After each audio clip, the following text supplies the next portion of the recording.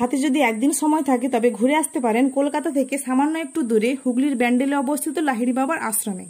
বিস্তীর্ণ আমবাগান পেরিয়ে লতানো গাছের গেটে ঢোকার মুখে দেখতে পাবেন দুটো হাতির মূর্তি।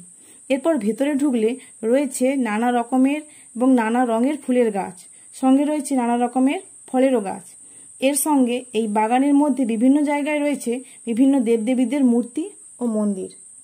সেইগুলো পেরিয়ে ভেতরে রয়েছে মেন মন্দিরটি। মন্দিরটি বাইরে থেকে দেখতে যেমন অপূর্ব সুন্দর, তেমনি ভেতরটা অনেকটা গোলক ধাঁধার মতো এবং রয়েছে অনেক কারুকার্য ও অনেক দেবদেবী।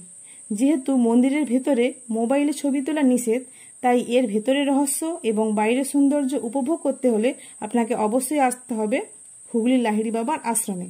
এছাড়াও ভাগ্য ভালো হলে পেতে পারেন মন্দিরের ভোগ।